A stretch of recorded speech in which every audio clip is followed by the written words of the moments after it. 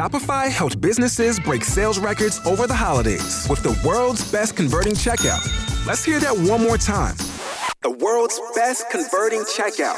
Shopify's legendary checkout makes it easier for customers to shop on your website, across social media, and everywhere in between.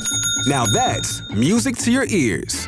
Any way you spin it, you can be a smash hit with Shopify. Start your $1 a month trial today at shopify.com/records. This is the smell of the leftover tuna fish sandwich you left in your lunchbox over the weekend in a wimpy trash bag. Wimpy, wimpy, wimpy! Blech! And this is the smell of that same sandwich in a hefty, ultra-strong trash bag. Hefty, hefty, hefty! Ah, smell the difference? Hefty Ultra Strong has Arm & Hammer with continuous odor control, so no matter what's inside your trash, you can stay one step ahead of stinky. And for bigger jobs, try the superior strength of Hefty Large Black Bags. Hey, what's going on? This is Tyler with Black Diamond Softball and Fitness, bringing you a brand new episode of the Foul Pole to Foul Pole podcast. On this edition, I bring in Mike Zimmer. He happens to be a fellow softball parent, and he runs the biggest softball page on Facebook. Check it out.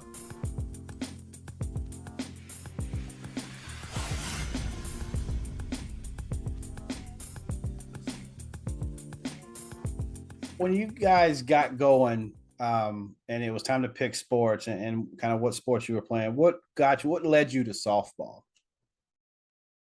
So, me growing up, obviously, I played baseball. Well, not obviously, I played baseball. And then I had an older daughter, and we tried softball, and she just didn't click with her. It wasn't her thing, right? So, said okay, and we moved on.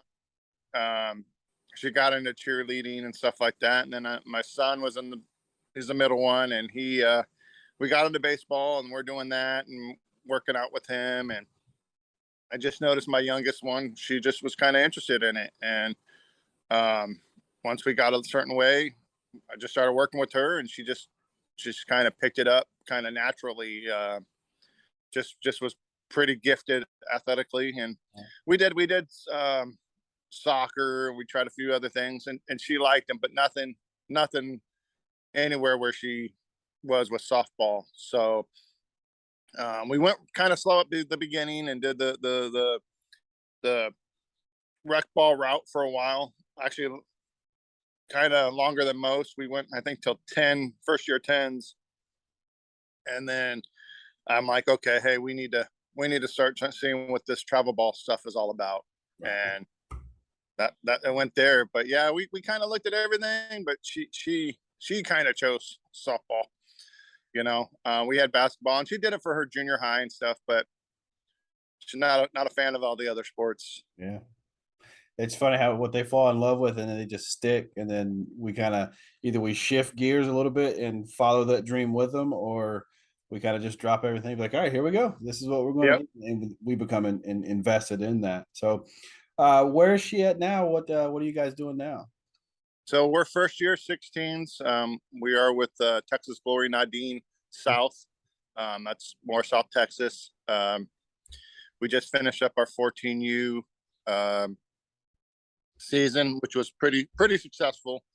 I don't know what exactly we ended up finished in the alliance. I think might have been top 20, but I don't know. We didn't have a good championship series.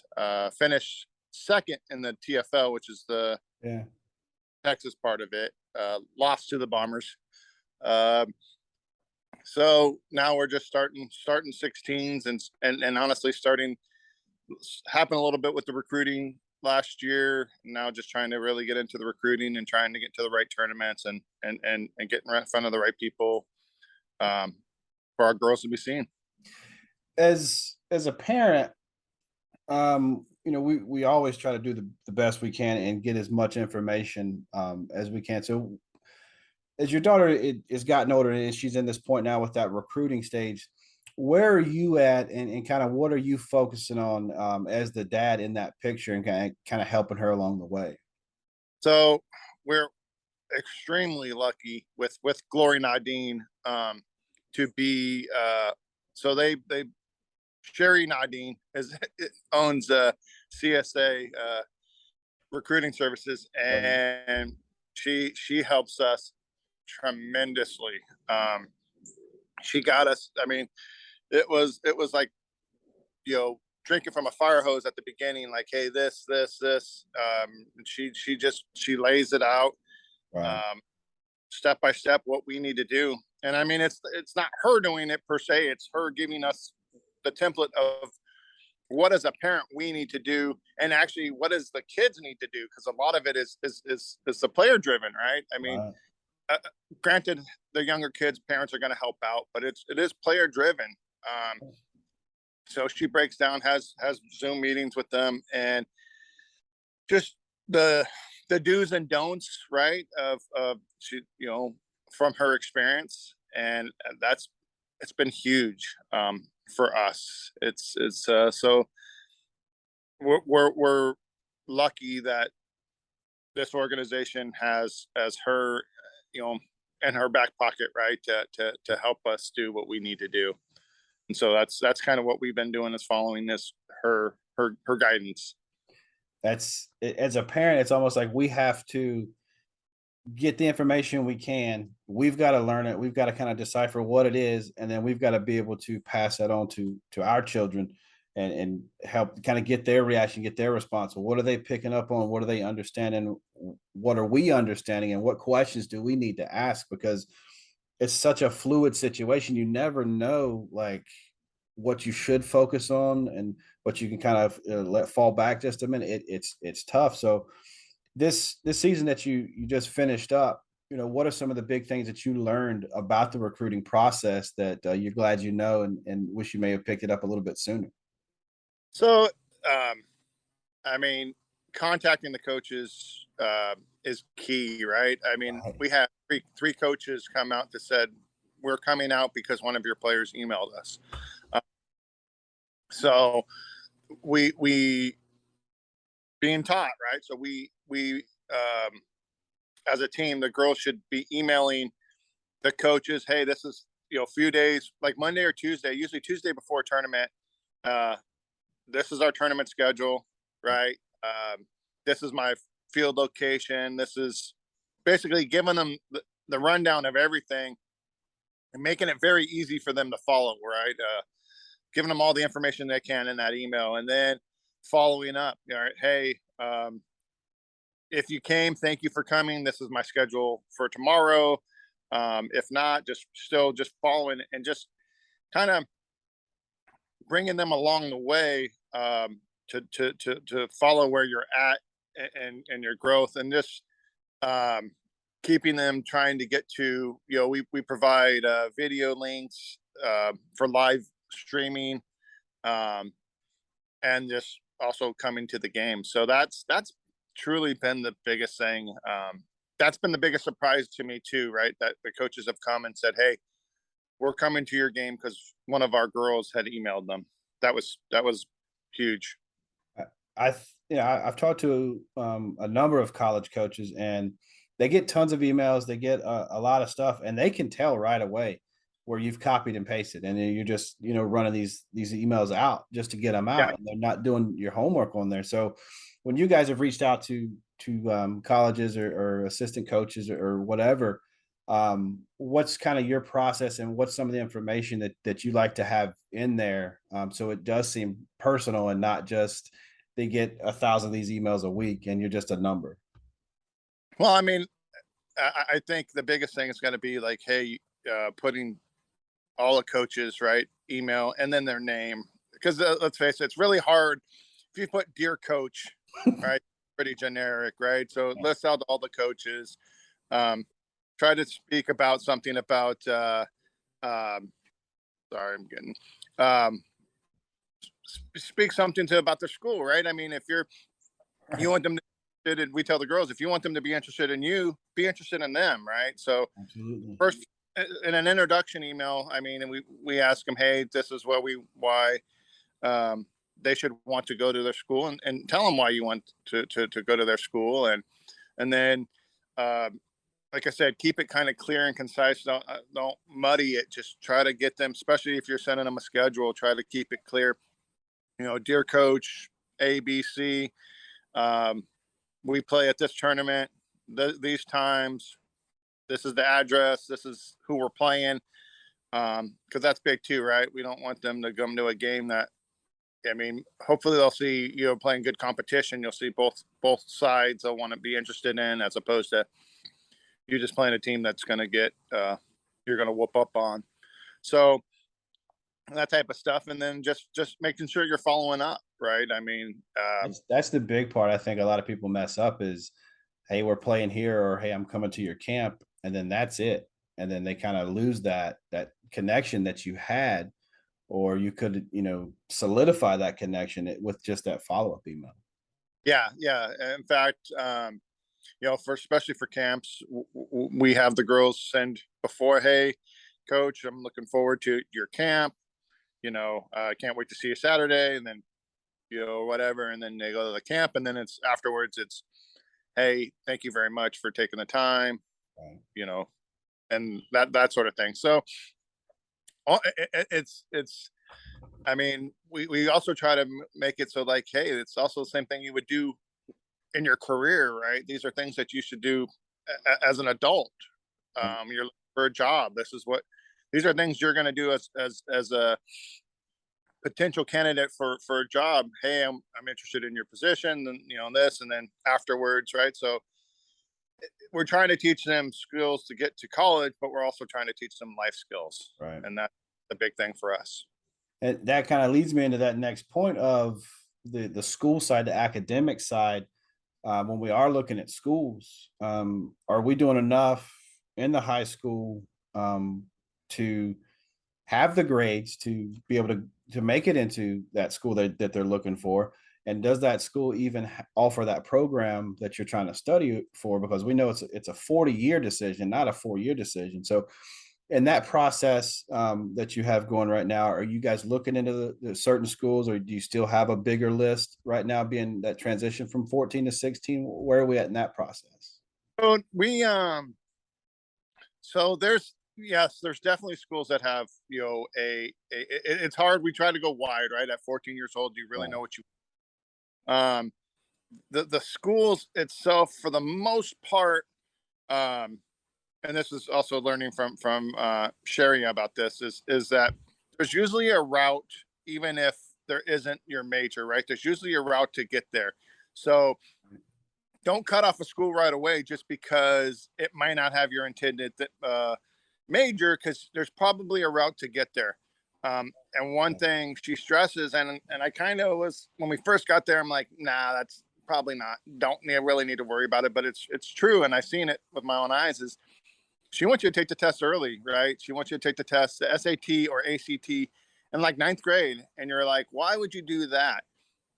Well, if you're going to struggle, right, stop spending all these money on these camps and everything else like that. Go get yourself a tutor, because you ain't getting into, there's been multiple kids around that haven't been able to get into the school because they can't pass the test, right? They got the skills on the field, but they're not passing the test. And it's like, well, you could have spent that $1,000 on a tutor and got your test scores up and maybe got into one school, but instead you went to 3 different camps and you still can't get in because you don't have the test scores. So that's been really good. Now there's definitely some kids that are just going to be able to take the test and go and don't have to worry, but it at least gets you a measurement of where you are early, so that you have a year or two to plan to get you, as your junior year.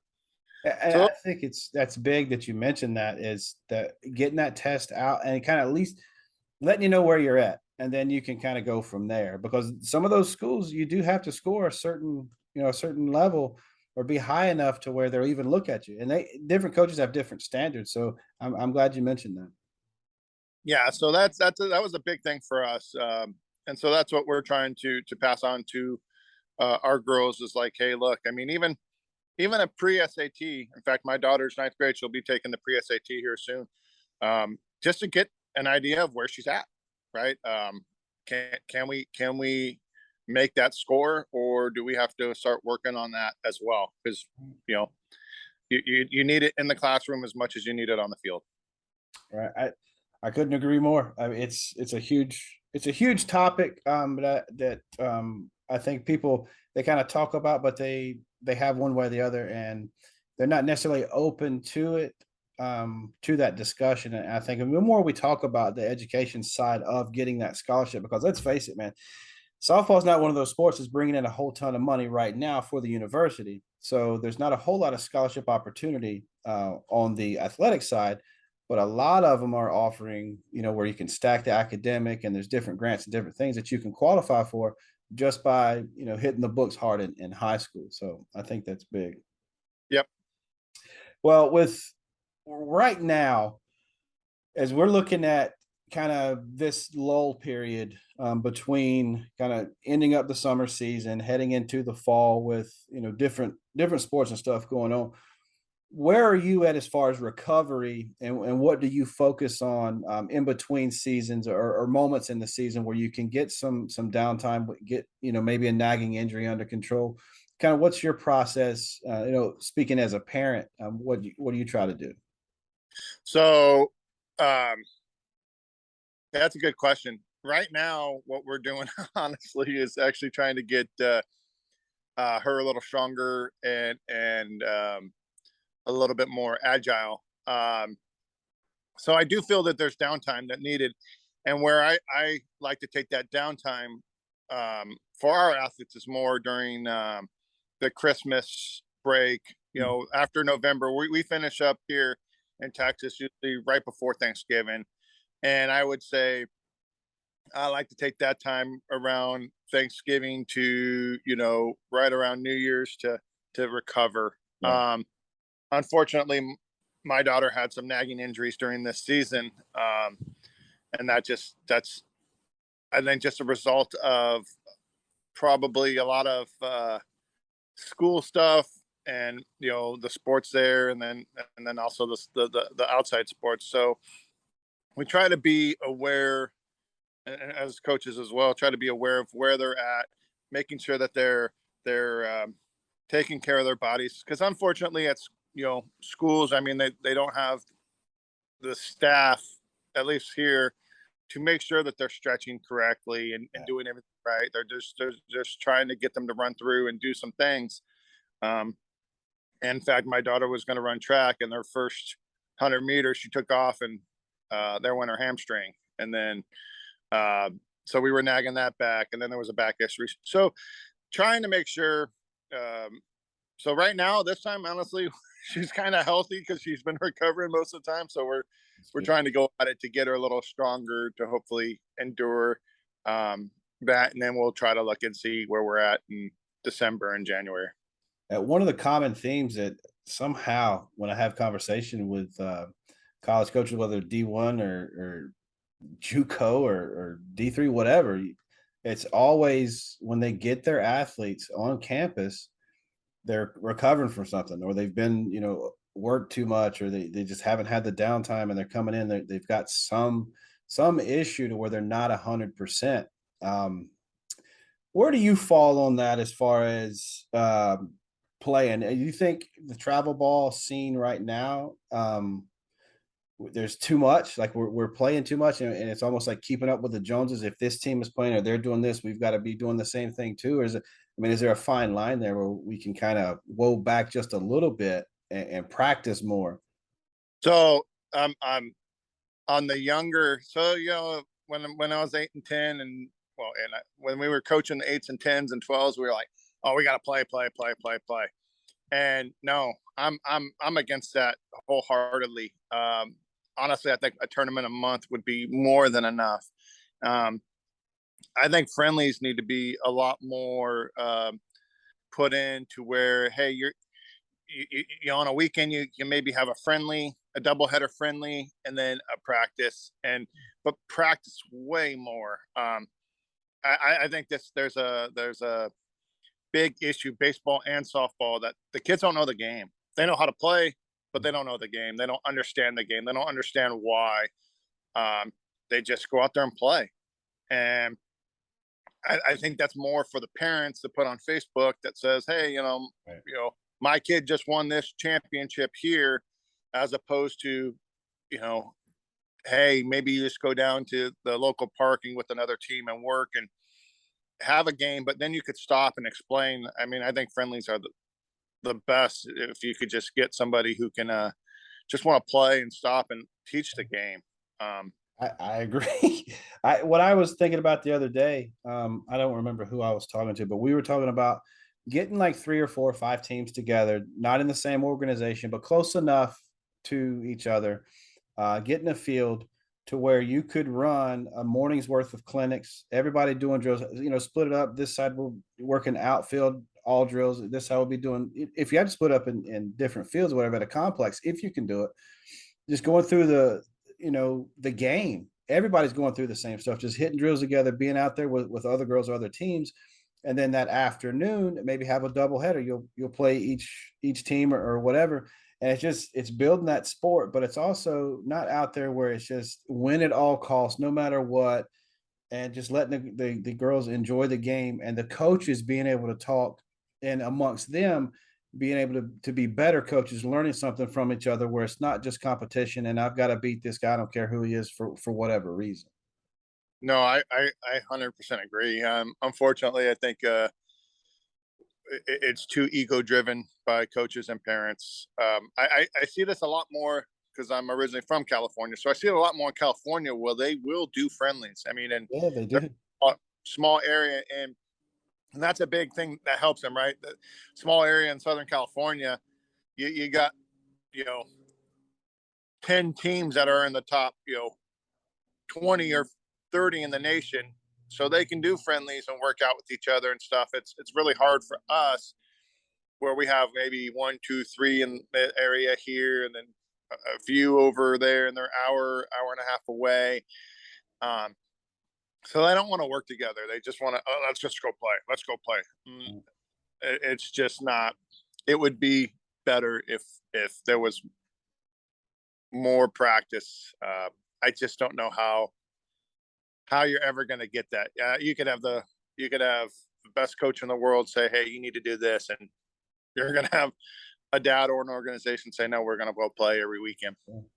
I think if there's a bunch of teams in an area, that sanction's going to find those teams, and they're going to all from a tournament, and they're going to go play. Hey, we're giving away these trophies, or it's if you win, you get an automatic bid to or berth to this next tournament. And it's like, I don't know how many World Series there can be in a year, but there's a World Series every single weekend, and there's only 6 teams in it. And it's just like, what are we doing? Like, why are we name it something else? Stop naming it the World Series.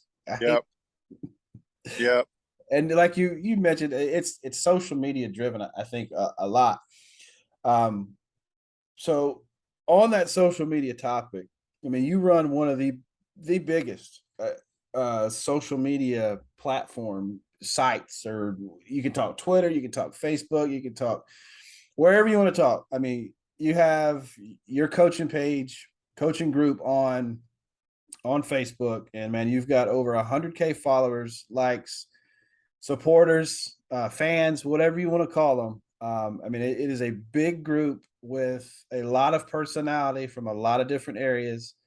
We were talking briefly earlier. How did this thing get started, and did you ever think it was going to get above 100K and just keep going?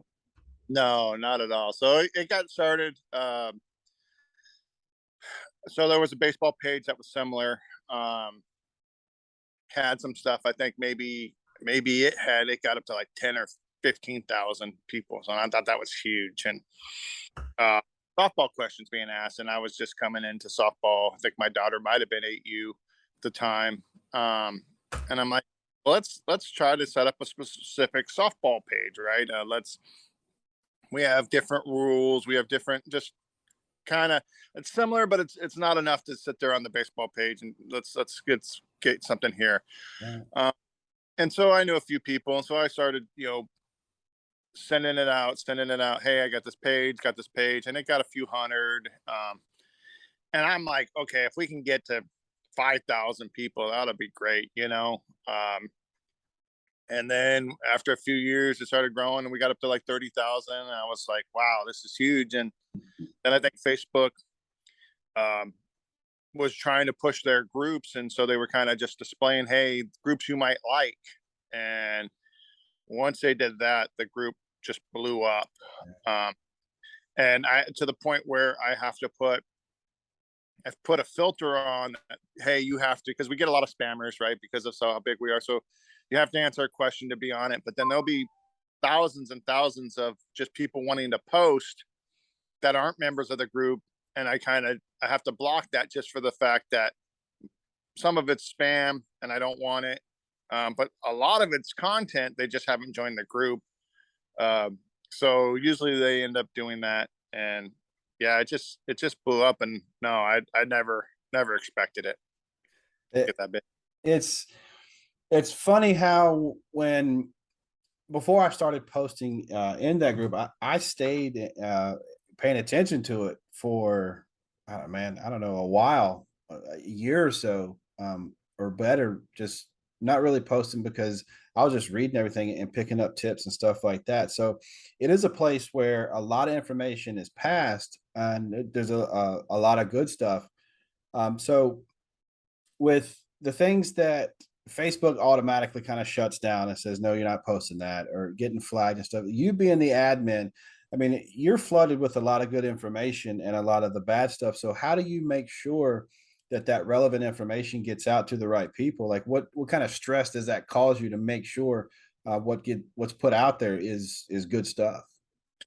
So I've kind of said it from the beginning, and I've posted a few times. It's like, hey, look, it's hard, I can't really delegate, hey, what comes in good and what comes in bad. And This is the smell of the leftover tuna fish sandwich you left in your lunchbox over the weekend in a wimpy trash bag. Wimpy, wimpy, wimpy! Blech! And this is the smell of that same sandwich in a hefty, ultra-strong trash bag. Hefty, hefty, hefty! Ah, smell the difference? Hefty Ultra Strong has Arm & Hammer with continuous odor control, so no matter what's inside your trash, you can stay one step ahead of stinky. And for bigger jobs, try the superior strength of Hefty Large Black Bags. It is Ryan here, and I have a question for you. What do you do when you win? Like, are you a fist pumper, a woohooer, a hand clapper, a high fiver? I kind of like the high five, but if you want to hone in on those winning moves, check out Chumba Casino. At ChumbaCasino.com, choose from hundreds of social casino-style games for your chance to redeem serious cash prizes. There are new game releases weekly, plus free daily bonuses. So don't wait. Start having the most fun ever at ChumbaCasino.com. No purchase necessary. VGW. Void where prohibited by law. See terms and conditions. 18+. I don't want to determine what you think is good or you think is bad, right? Because my hitting style might be completely different than this hitting style. So I kind of, as long as they don't break the rules of harassment, which we have some, and do like the spamming or anything like that, I try to let the content sit and just stay there and then let people talk through it, right? And let a person figure out, hey, you'll see people posting. There's actually a lot of people have come through and still are that are high level. And if I see them and I think, I'll put a recommendation. This is how I feel about this product, or this is how I feel about this person. And but I never really try to cut anybody off if they have a view. I might not agree with it, right, but that's kind of where we're at. I think that makes it organic, and I think that's why there's a lot of people that are on it and following it, because it's not like the other Facebook groups where you have to be one way, and if you don't agree, we're going to, the moderators or the admin or whatever, just going to cut your post down, or they're going to delete your comment or something like that. Like, it is a place where, like you said, I can go in there and say, hey, you should throw hello elbow, and you say it should be IR. And then we can go back and forth on why this and why that. And you being a hello elbow guy or something, you're not going to let any comments about internal rotation whatsoever. You're just going to go this route. And I think that's what makes it organic is you're just letting us have somewhere where we can discuss and have that open dialogue, unless, we're not harassing one another or calling somebody stupid because we do it a different way or we're from somewhere else. I mean, I'm sure you see it all the time. And you have some big time people that post on there, or we share information on there. And I think that opens up a lot. What point do you think we'll stop paying so much attention on social media and posting so much stuff? Because a lot of it is we post highlights like on Twitter or something like that. A lot of it is just clutter for these coaches. But what role do you see social media having, down the road in the next, couple of years or maybe decade in regards to the recruiting process? That's a really good question. I don't know. I think coaches are already picking up and aren't really paying attention to social media as far as your maybe your highlight videos if they're in a game they're paying attention to, but other than that, I don't really think they're even doing that. Just because who you're playing, right? I mean, Right. if I have 5 home runs, but I'm playing a team that, I should have 5 home runs. I think live is where it's going to be. I think streaming live, and maybe social media, it will enable that easier. But as far as the recruiting process, right now I truly think social media is only going to help or hurt you as opposed to help you. Mm-hmm. And that's only for recruiting, right? I mean, I think if you're putting stuff out there, you're basically giving a coach a slow down version of whatever they want to see and pick out any negative they want to see on you, Right. as opposed to just going to a live game and watching you play and knowing that you're playing the competition that you need to be playing. Yeah, I agree. I think that at least letting them know where you're playing and what's going on. I think that's great. I think what a lot of girls are doing is they're tagging these coaches in something, but what they don't realize that they're doing is when they tag some people, they're also leaving other people out, and that could have a negative effect on the recruiting process. No, 100%. In fact, that's for us, that's a big no-no. We don't tag any coaches, right? It's not something we're going to do and honestly, although it still happens, we try not to, as a team, post anything out there at all, right? You're hitting anything, let it be seen live, right? It's if we're going to break down your video, if a coach is going to break down their video, they could already break down the video and then they can say, okay, hey, we don't like this or we don't like this, and cut you off before coming to a game where you hit, you go 3 for 3 with a home run and 2 doubles, and it's different. So right. I recommend not posting anything on social media for recruiting purposes at all. I mean, there's some stuff, right? You could do your end of season highlights. That's okay. And your big accomplishments. Other than that, I just wouldn't put stuff out there. Yeah. But I mean, it's one of those, put it out there at your own risk. I mean, you're putting it out there, maybe the right person will see it, and it could get you, they could make them want to come see you play live. And then again, it could, like you just said, it could strike you off their list just because they've seen what they needed to see. They don't need to come see you live. Now, I think that is a good point. When we start talking about moving forward, and it's decision day, and you're coming up into that in the 9th grade year. We know that September 1st date is looms for Division I.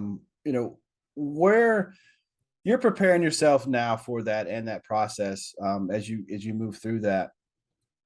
Where are you at as far as how much effort you're putting into the academic side early on as part of the athletic side as well? Like, what do you want? You kind of lead into your daughter, making sure that she's making that right decision as far as the academics in her major. When do you start looking at majors as a 9th grader going forward? Honestly, I mean, we really haven't on the academic side, because again, at 9th grade, I don't know what I wanted to do at 14 years old, right? So we're just kind of looking, trying to see, hey, what school, what location, what opportunities are there, and kind of go from there. I think a lot of kids might get caught up on a certain school and I got to go to that school, and that's I think I think a lot of schools, to be honest, can get you to where you want to be as an adult, right? I think you can get to your degree that you want. It might be a different route, but if you can, you do your 4 years, you play softball, and you can get to the route that you want. I think at a lot of schools. I think you'd be surprised. So we don't roll out anything right now, especially this young. And then as it gets closer, then we just got to see, hey, where is a family, where is a as a player and a student, where do you want to go if there's opportunities to go multiple places? And Right. so we are worried about grades right now for sure. We make sure the grades are there, make sure the test scores are going to be there early so that if there is bad test scores, we can adjust on that. So just trying to make ourselves available to as many schools as we possibly can. I asked that question different ways to different people, just trying to figure out where they're at, and a lot of the answers that I'll get is, yeah, we're locking down right now. We're making sure that we're following the right path to make sure we can go to the school X, Y, and Z. And there's a lot of them that I agree with on the other spectrum of it, or the other side of the spectrum is, why are we rushing right now? We're ninth grade, we're 10th grade. There's no rush. You're not making that decision right now today. You can't sign. You still got to finish high school. So don't rush that. That part of them. Don't push them out the door already into their freshman year of college when they're just freshmen in high school. It puts a lot of pressure. We got to think about, what if that was us? And they're coming to me now, 14, 15 years old, asking me, where am I trying to go to school at? What's my major? They don't even know what clothes they're wearing tomorrow morning, much less, what they want to major in. I mean, it's tough. I mean, as a parent, dude, I have 3 daughters, and so I'm learning a lot with my oldest one, and I'm messing stuff up left and right, and she knows that, and I've told her many times, hey, you're the guinea pig. I'm trying to get this stuff right with you, and I thank you for being that guinea pig, because I mean, she knows it. Daddy's trying to learn, mom's trying to learn, and we're doing the best we can. But I have such an open relationship with her about what she's feeling, what she's thinking, and what she's going through, that's helping me raise her younger sister, so I don't make the same mistake, or push too hard, or don't push enough with the other two when it comes to the academics. I love softball, and I hope my kids continue to play softball. It's a great sport. They love watching it. They love playing it. But if in a week or two, if they tell me they don't want to play ball anymore, and for whatever reason, and it's a valid reason, and I'm not going to push them. I'm not going to let them quit the game just to quit the game because I'm lazy and I don't want to. But it's a lot of pressure on them out there, man. It's tough. Yep, and that's the problem. I think we put a little bit too much pressure, or we think we need to make it the right choice as parents. And I'll tell you this. I mean, this summer, we have player sheets, and I'm handing them out to coaches, and they're like, "Oh, you got babies," and my daughters are 2026, but most of our team's 2025s. So they're going to be sophomores this year, and they're like, "Oh, babies, we're kind of really not even paying attention to you yet." And it's like, "Oh, okay. So it's crazy how long it takes till they get there, and then how fast it goes after that. But right now, it's just making sure that we're getting to the right parts where we need to be, so that when it does come, we're going." Yeah. It's tough not to get caught up in it. I mean, where it's just like all of a sudden it's on top of you. It's one thing to keep it in your mind, and just this day will come, and you're hoping that it comes and you're ready for it, and then when it gets there, you're not. It's going too fast, and it's it. And then you're thinking about, man, if I'd have done this or I'd have done that. It's that process. It's tough. So where do you see the state of the game right now, as far as rec level, travel level, college level, what we have, that little bit of professional level, and then the Olympics? Like, where do you see softball at right now? Where do you see it going? So it's big money, right? It's A big lot of money, money. and that's the problem. So I think, at least I can only speak from my experience here. in Texas. But and what I do see on the page, it's unfortunately, I think there's a lot of stuff in rec that a lot of people are trying to do the right way. They're trying to do right by the kids, but then something else happens, or there's some movement. So everybody then hops and goes to a travel team, right? Right. And I break the travel teams up into like 3 regions, right? You got your local that don't leave the city of the town that they're in, or whatever. They stay local. I call that the traveling wreck. Exactly. Perfect name for it, right? Traveling rec. And then you have what I would say state level, right? So we have teams here they'll go through the state, but they're never going to go out of the state. They're just they stay within the state boundaries. Maybe one time they'll go out, but not really. And then you have, I think, the national travel teams, right? Which I would say we're a part of, and there's some organizations that are part of. And it depends on what level you are. I think the game is growing by leaps and bounds. I think it's growing too fast for the knowledge that we have in coaching. So I think there's a lot of, and then I think there's a lot of selfishness in the coaching a little bit, to where we have some coaches that are just, oh, it's all about either their kid or their stuff, and not really teaching the game. And then you have a lot of, what I do like is you have a lot of people volunteering, and this is what I see here on the page a lot, and I think it's great.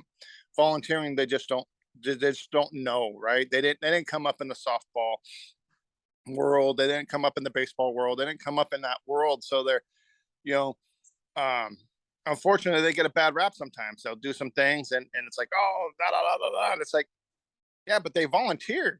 I mean, you're giving them crap because they volunteered. Right. So Exactly. Honestly, I think, and I've seen it done sometimes, and I wish that more coaches would go to coaching conventions and try to learn the game. Because I mean, that's something that I try to do on a daily, is read something new, find something new. And that's kind of what I wanted this page to be, is read something that you might not agree with and see where they're coming from. Read something that you didn't know and follow up on it.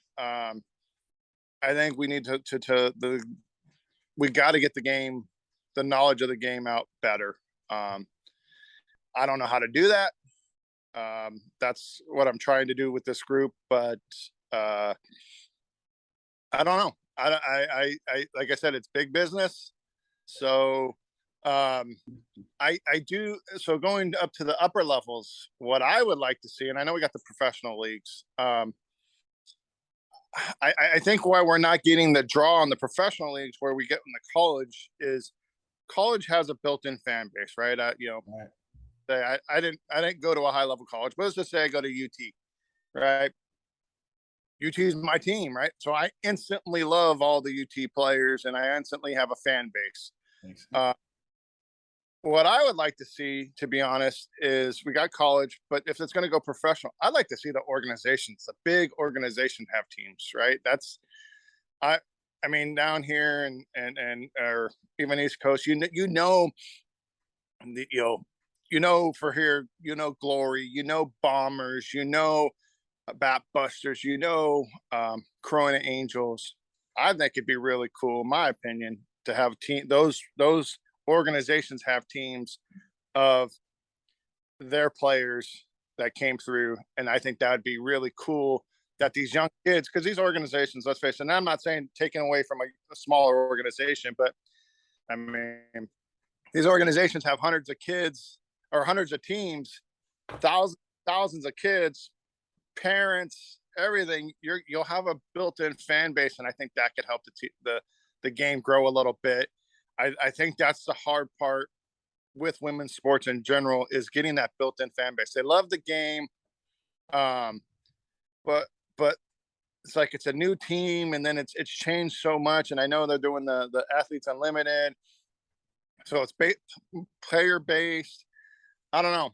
I think people could get behind something they know And honestly, I think organizations would be the best way to do it. Yeah, I think that would be pretty awesome to see that. I think it would allow it to grow organically and not be force fed. If I could say that, you know what I mean? It would be where, like you're saying, it would come, that fan base would be coming from somewhere. Just like if we were rooting for a college team, I think that's big. I think it's going to take some. It's going to take some investors, and it's going to take TV money for any type of professional fast pitch league to get hold. I mean, we've had so many different renditions of it, and it just fails because, and it's due to money. And the easiest way is to team up with MLB, but you can't put, the softball skin on top of these parks. It just doesn't fit. It's not pleasing to the eye, so they're not going to put it on TV. And if you can't put it on TV, you're not going to get it out there to the fans because fans just aren't going to go to the game. So I mean, I like your idea for sure.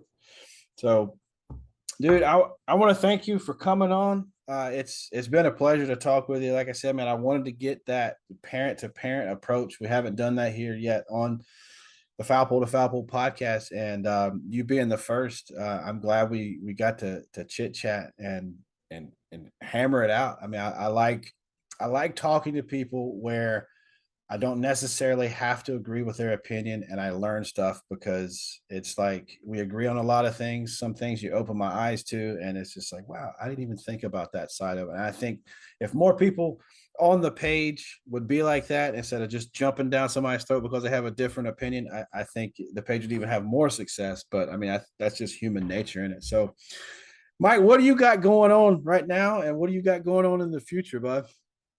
So, right now, like I said, we're just, I was actually talking about possibly doing a podcast or maybe doing some videos. Our part of it is just trying to get content out that doesn't instantly get slammed. Right. That's going to be the biggest, issue. I wish it wasn't so volatile.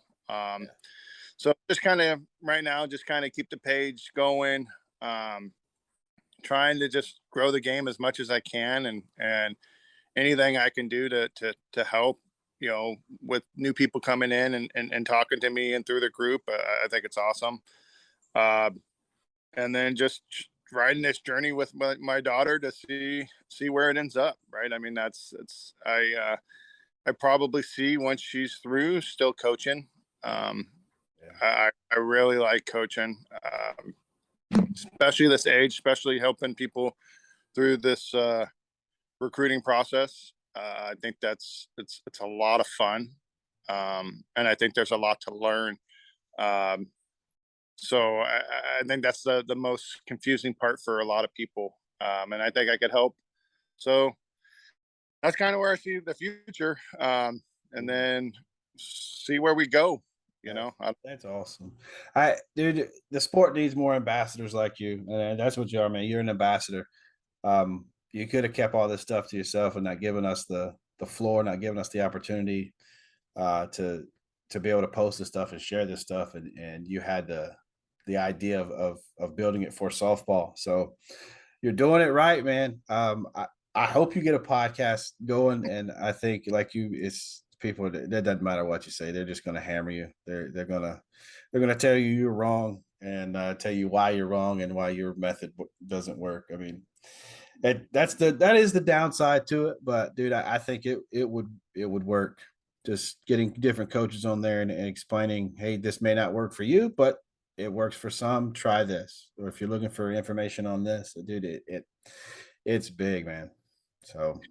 No, I think so. I mean, it's funny how much, if you would have talked to me 5 years ago, how much my philosophy on a lot of things have changed in the game, right? I mean, as simple as throwing, I mean, it's huge. In fact, it was in my group. There was a person who told me some drills I was doing was wrong, and I'm like, nah, he's wrong. And then I started researching, and I'm like, wow, I was wrong. And yeah. I totally agree with them now and try to help. And then there was a few others who came in and Same thing with hitting.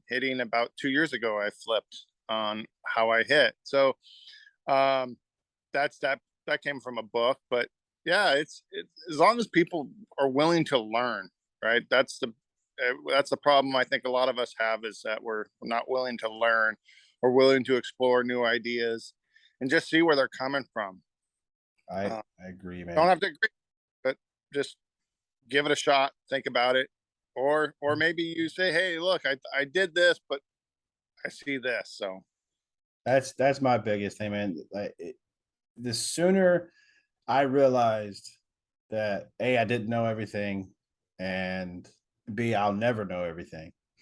But it made me start to want to learn from other people, and trusting that, hey, they're going through this. Let me research it, because they've given me the idea, or I'm understanding their opinion, or I'm seeing their approach. Let me at least go down this trail, this pathway, and figure out if it works for me, and give it its due diligence. And it's made me a better person. And I'm out of the coaching ranks now, but it at least kind of gets people in that right mode of, let me look at different opinions and help out and understand where people are coming from. And a lot of it works. It may not be for you, but at least you might be able to pass that information on to someone, and they can use that information, because that's what we are as ambassadors of the sport. We're just passing on information, and there's no sense in us just keeping it to ourselves, even if we're told 100 times that hey, your opinion is wrong. Okay, it could be right to somebody else. You just don't know. So don't just shoot anybody down because their opinion is different than ours or yours. It's the world we live in, man. Social media, like you said, it's volatile. You can tell somebody how to swing and they tell you you're wrong, and then you've been working with a girl that hits 50 bombs. And it works for her. It's not wrong for her, but it's right for your kid. I don't know. Good deal, man. I do appreciate you coming on. I want to have you back on sometime in the future, and we can just, figure out whatever's changed for us parents and whatever we got to do. And we're just rolling with the punches. I appreciate it. All right, so that's going to do it for this episode. Big time shout out to Mike for joining me today. It was a lot of fun talking parent to parent, how things are like and how things are different. There's a lot of information on his page, Coaching Softball. Whether you're looking for a tip, looking for a new travel team, looking how to do anything when it comes to softball, I'm sure someone has an opinion on it, and someone's going to lead you in the right direction. If you like this type of content, make sure you subscribe to the channel, and if you would, please hit the like button for this episode. It does a lot of good for me in the algorithm. If you share this information, if you share this episode, make sure you share it with a friend and you tell them you love them.